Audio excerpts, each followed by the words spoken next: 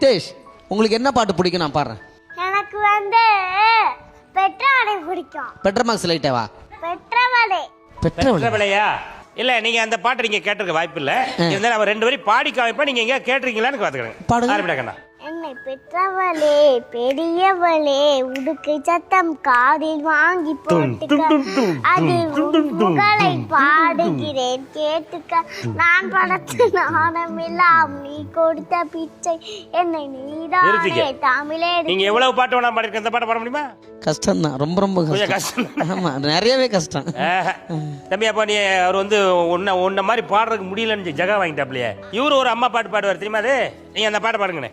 10 மாசம் என்ன சுமந்து பெத்து எடுத்த அம்மாவோ பாசத்துக்கு முன்னால எல்லாமே சும்மா. இப்போ எங்களை மாதிரி குழந்தைகளுக்கான பாட்டு ஏதாவது வச்சிருக்கீங்களான்னு கேக்குறியா?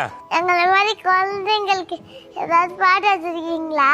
அச்சு வெள்ளமே வாடா செல்லம் சொக்கி நிக்கிதே பெத்த உள்ளம், ஏன் கட்டி தங்கமே வாடா செல்லம் ஒன்ன அள்ளி கொஞ்சவே நெஞ்சம் துள்ளும், நீ வாடா வாடா கண்மணியே எங்க வலது கை சர்க்கரையே, பேசும் பிஞ்சி பௌர்ணமியே நாங்க பேரு வச்ச மின்மினியே, உன்னை போல சொந்த இந்த மண்ணில் இல்லடா, அட உன்னை விடவும் எனக்கு வேறு உறவு இல்லடா, அச்சு வெள்ளமே வாடா செல்லம் குட்டி சுட்டில நெஞ்சம் துள்ளும். சரி, உங்களுக்கு கல்யாணம் ஆயிட்டா? ஏய், நீ ஏன்டா வடிவேல் மாதிரி ரியாக்ஷன் பண்ணிட்டு இருக்க? உங்களுக்கு கல்யாணம் ஆயிடுச்சான்னு கேளுமா.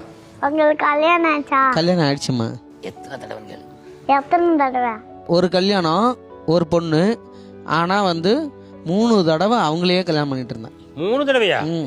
என்னடா புதுசா இருக்கு, என்னன்னு கேளு. அம்மா, ஒரு தடவை ரெஜிஸ்டர் மேரேஜ், 2வது தடவை ஊர்ல போயிட்டு கல்யாணம், அரேஞ்ச் மேரேஜ். அதுக்கப்புறம் அவங்க அப்பா அம்மாலாம் சேர்ந்தா பிறகு ரிசப்ஷனு. 3 கல்யாணமா? 3 கல்யாணம். உங்க மனைவிய உங்களுக்கு எவ்வளவு பிடிக்கும்? அதுக்கல்மா, உங்க மனைவி உங்களுக்கு எவ்வளவு பிடிக்கும்? என் மனைவி வந்து என்னுடைய, அதாவது நான் வணங்குற தெய்வத்துக்கு மேல பிடிக்கும். வாவ். ஆமா. உங்க ஒய்ஃபுக்கு நீங்க என்னெல்லாம் ஹெல்ப் பண்ணுவீங்க? உங்க வைஃபுக்கு நீங்க என்னெல்லாம் ஹெல்ப் பண்ணுவீங்க?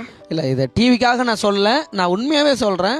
என் மனைவினுடைய துணியை நான் துவைச்சி கொடுப்பேன். ஏன்னா அவள் கல்லூரி படிச்சுக்கிட்டு இருக்கா, நான் படிக்க வச்சுக்கிட்டே இருந்தேன். இப்போ ஆமாம், துணி துவைப்பது ஒன்று. துணி துவைப்பேன், சமைச்சு வச்சிருவோம். ஏன்னா மத்தியானம் காலேஜ் படிச்சுட்டு அவள் வர்ற டயர்டை பார்த்தா நான் எங்கேயும் போகிறதுக்கு வராது.